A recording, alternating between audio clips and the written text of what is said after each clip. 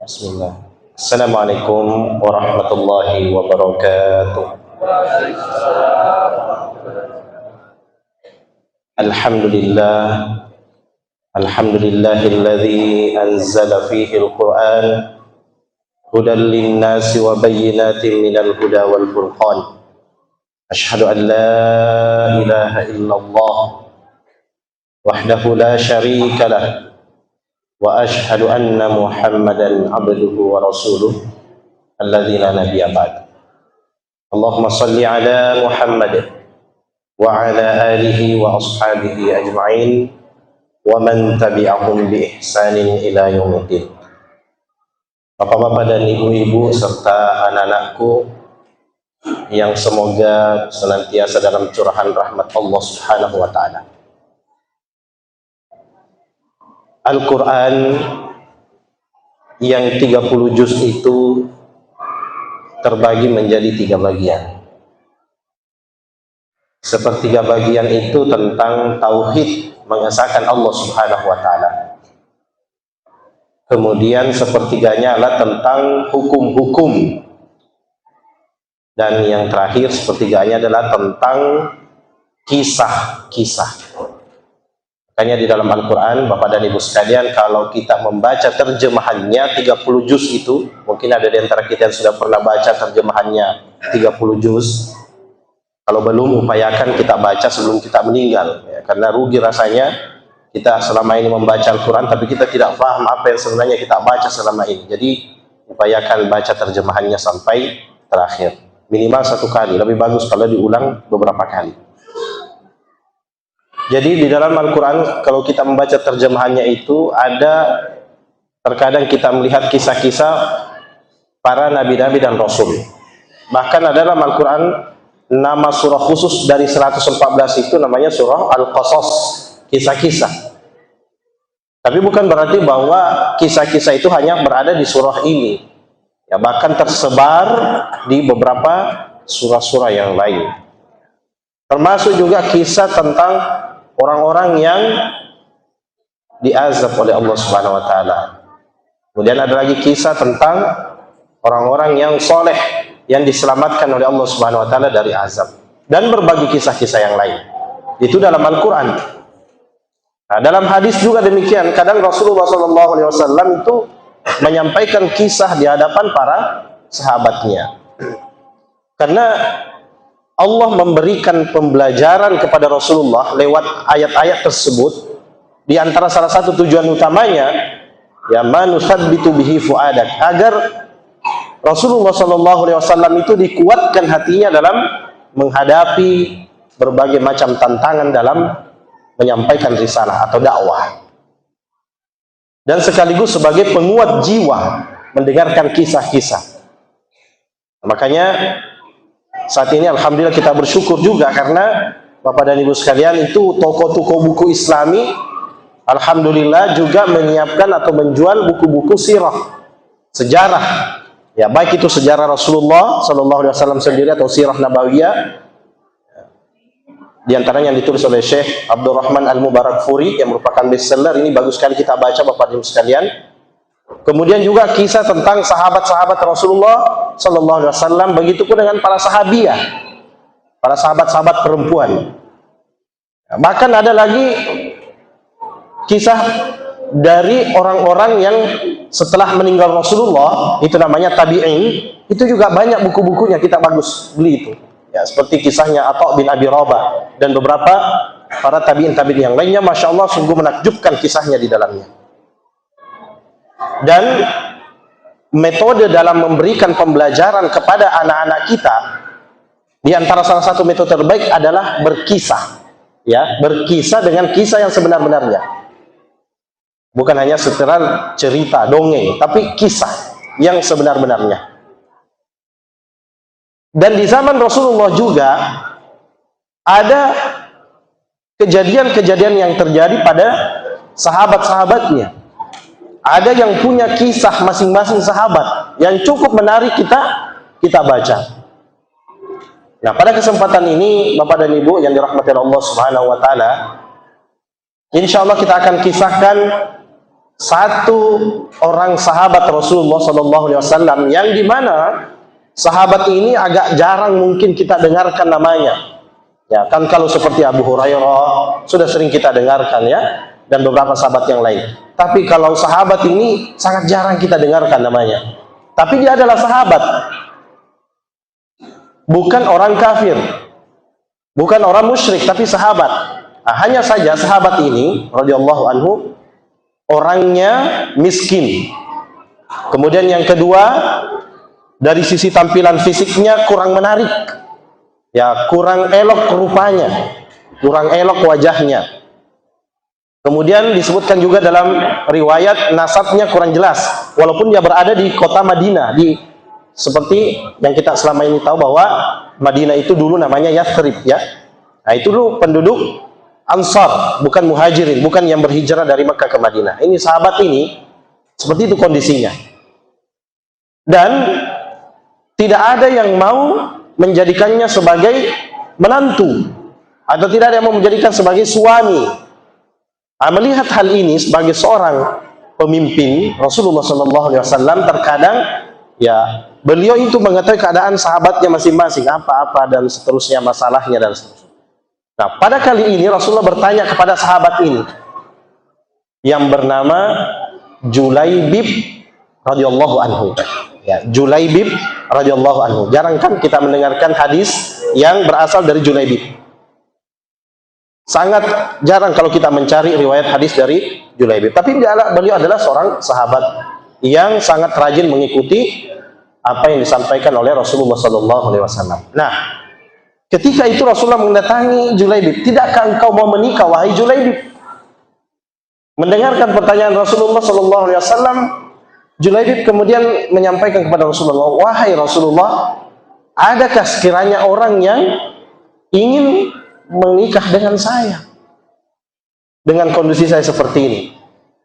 Ya. Dengan mendengarkan jawaban ini, maka Rasulullah sudah menangkap bahwa Julaibib ini sebenarnya mau menikah selama ini, tapi beliau ini tidak ungkapkan karena beliau tahu diri dengan kondisinya seperti ini. Tapi Rasulullah SAW mengambil satu langkah. Begitu beliau mendengarkan jawaban Julaibib ini, maka beliau mendatangi salah satu rumah sahabat Ansar juga penduduk asli Madinah yang memiliki anak yang soleha. Nah, termasuk juga sebenarnya istrinya, sahabiah juga. Ketika Rasulullah mengatakan, saya datang di sini untuk melamar. Wah, betapa bahagianya sahabat ini akan menjadi keluarga besar Nabi Muhammad SAW. Begitu dia gembira, tetapi Rasulullah mengatakan bahwa tapi saya datang di sini melamar untuk Julaibib. Kagetlah dia. Kaget sahabat ini. Julaibib, wahai Rasulullah? Naam, Julaibib. Kami bermusyawarah dulu dengan istri. Jadi sahabat ini kembali ke belakang, ya. Ketemu dengan istrinya di belakang. Ya, sampaikan bahwa Rasulullah datang melamar anak kita. Wah, bahagia istrinya. Tapi yang datang adalah Rasulullah melamarkan Julaibib. Istrinya tidak mau, tidak boleh. Ya, kalau Julaibib, siapa yang tidak tahu kondisinya? Sudah miskin, kemudian kondisi tubuhnya kurang menarik, ya, wajahnya kurang bagus dan seterusnya. Berbagai kekurangan semua orang sudah tahu. Tidak mau. Ya, keputusannya ditolaklah seperti itu. Tetapi Masya Allah, sebelum sahabat ini mendatangi Rasulullah, anak gadisnya yang mendengarkan percakapan kedua orang tuanya memberikan tanggapan. Wahai ayah dan ibu, benarkah Rasulullah datang dan melamarkan Julaibib? Ya anakku, betul. Rasulullah datang dan melamarkan Julaibib. Apakah kalian menolaknya? Ya, tentu saja kami menolaknya. Kita sudah tahu sama siapa itu Julaibib. Tapi sang anak gadis ini yang merupakan sahabiah dan juga tertarbiyah, Masya Allah, beliau mengatakan, wahai ayah dan ibuku, tidakkah kita mengingat firman Allah Subhanahu wa Ta'ala yang tentunya ini sudah disebutkan oleh Rasulullah dan diperdengarkan para sahabat, dan gadis ini menghafal ayat itu. Ya, ayatnya dalam surah Al-Ahzab di ayat ke-36, di mana Allah Ta'ala berfirman, wahai ayah dan ibuku, a'udzubillahi minasyaitonirrajim, wa ma kana limu'minin wala mu'minatun idza qadallahu wa rasuluhu amran ay yakuna lahumul khiyaratu min amrihim Wa may ya'sillaha wa rasulah faqad dhalla dhalalan mubina. Begitu ayat ini telah dibacakan oleh anak gadisnya, mereka berdua ini tersadar. Iya betul, ayat ini telah turun. Dan mereka faham isi daripada ayat ini. Ya, kita terjemahkan supaya paham ya. Jadi artinya wa ma kana lil mu'minin wala mu'minatun, dan tidaklah pantas, sekali lagi, tidaklah pantas seorang laki-laki yang beriman dan perempuan yang beriman, idza qadallahu wa rasuluhu amran, apabila Allah dan Rasulnya telah menetapkan sesuatu, kemudian setelah itu dia punya pilihan yang lain dalam urusannya. Tidak pantas. Rasulullah sudah menetapkan, itu berarti yang terbaik, tidak pantas. Akhirnya bapaknya dan ibunya ini disinggung. Lil mu'minin wala mu'minatun. Laki-laki beriman, perempuan beriman. Selama bapak dan ibu orang beriman, maka seharusnya kita mengikuti ayat ini. Bayangkan ini, bayangkan menjalani kehidupan ini adalah sang gadis ini. Bukan ibu dan bapaknya, tapi Masya Allah dengan kesolehannya ini siap menerima siapapun yang datang dengan kondisi apapun selama itu dari Rasulullah. Maka kedua orang tuanya tersadar ya, dan setelah bermusyawarah, bismillah, diterima lamarannya. Masya Allah. Jadi kembali sang bapak menyampaikan kepada Rasulullah, wahai Rasulullah, alhamdulillah kami menerima lamaran dari Rasulullah untuk Julaibib. Masya Allah, tabarakallah. Setelah beberapa hari dipersiapkan ya, pernikahan, diadakan pestanya, tapi dalam bentuk yang sederhana ya, walaupun kata Rasulullah kita memotong kambing walaupun 1 ekor. Setelah selesai semua itu, rangkaian pernikahannya bersamalah Julaibib dengan sang istri ya, bersenang-senang. Di tengah mereka bersama bersenang-senang, subhanallah, ini ada panggilan jihad. Kita tahu bahwa jihad itu yang dipertaruhkan adalah nyawa. Dan kalau orang sudah meninggal, Pak, Ibu, sudah tidak ada lagi yang diharapkan di dunia ini. Kita tidak nikmati lagi harta kita, bahkan istri kita, ya, anak-anak kita, dan seterusnya tidak ada. Sudah putus kelezatan dunia kalau sudah orang meninggal. Dan resikonya orang berjihad itu hanya ada 2. Salah satu dari 2 ini, ya, isyariman au syahidan. Nah, hidup mulia atau mati syahid. Kalau ada orang yang pergi berperang di jalan Allah seperti saudara kita Palestina ya, melawan orang-orang Israel ya, kalau mereka kembali dalam keadaan hidup, entah dia terluka atau tidak terluka, mereka itu saudara kita adalah hidup mulia. Tapi kalau meninggal, itu namanya mati syahid. Dan keutamaan mati syahid ini sahabat Julaibib sudah mendapatkan penjelasannya dari Rasulullah jauh-jauh hari sebelumnya. Dan Julaibib ini memimpikan, merindukan untuk mati syahid di medan perang. Sebagaimana beberapa sahabat yang lain. Ya, mungkin kita pernah dengarkan kisahnya sahabat Khalid bin Walid. Ya, Masya Allah, kalau beliau memimpin peperangan tidak pernah kalah. Setelah beliau masuk Islam dan merindukan meninggal di medan peperangan, ternyata Allah mentakdirkan Khalid bin Walid meninggal di atas tempat tidurnya. Tapi ini Julaibib tahu persis bagaimana keutamanya mati syahid. Maka singkat kisah, setelah adanya pengumuman tersebut, penyampaian dari sahabat yang lain telah ya dipanggil untuk berjihad, maka beliau ini bermusyawarah dengan istrinya, menyampaikan ya, bukan minta izin tapi menyampaikan saja, dan istrinya tidak melarang. Seorang istri yang salehah mempersilahkan suaminya. Tentu kalau pulang alhamdulillah, kalau tidak takdirnya mati syahid. Berangkatlah Julaibib ini.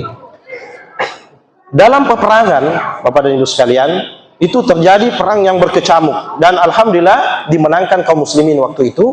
Ya, para pasukan lawan lari. Setelah terjadi peperangan, biasanya Rasulullah menjejer para sahabat yang meninggal ya. Nah, dijejer. Rasulullah mencari, oke, sudah selesai. Dilihat yang masih hidup, ternyata masih ada 1. Rasulullah bertanya, masih ada yang 1? Belum. Siapa wahai Rasulullah? Jadi sahabat tidak terlalu memperhitungkan ini Julaibib. Siapa Rasulullah? Julaibib. Julaibib dicari, oh ternyata Masya Allah, tabarakallah, ditemukan mayatnya di tengah, dikepung oleh 6 musuh yang meninggal semua itu musuh. 1 lawan 6. Beliau berhasil membunuh 6 musuhnya, sementara dia seorang diri. Tapi beliau meninggal juga. Syahid. Dengan kelincahan, dengan izin Allah, kelincahan dalam teknik berperang yang dimiliki oleh Julaibib. Tapi meninggal juga syahid. Setelah itu Rasulullah menyuruh sahabat untuk mengangkat mayatnya sebelum dikuburkan. Ya, tidak biasanya Rasulullah memberikan perhatian khusus pada mayat. Ya, kecuali kepada beberapa mayat sahabat seperti mayatnya Mus'ab bin Umair sebelum meninggal. Ya, juga diperhatikan khusus oleh Rasulullah. Ya, ini juga sahabat Julaibib sampai kemudian dipangku di sini di lengan Rasulullah sebelum dikuburkan. Lihat betapa cintanya Rasulullah kepada seorang Julaibib yang walaupun kondisi ekonominya dan status sosialnya dan sebagainya serba kekurangan.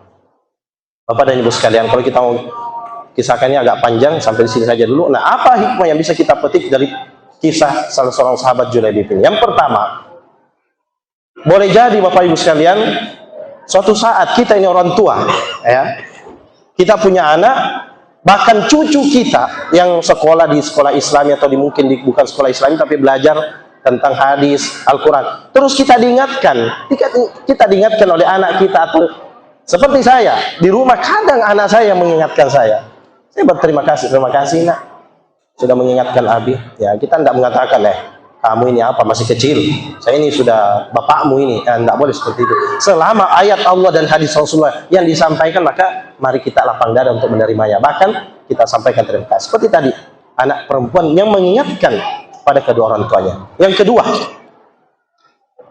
ketika sudah ada ketetapan Allah dan Rasulnya, maka tidak boleh kita punya pilihan lain lagi. Itulah yang terbaik.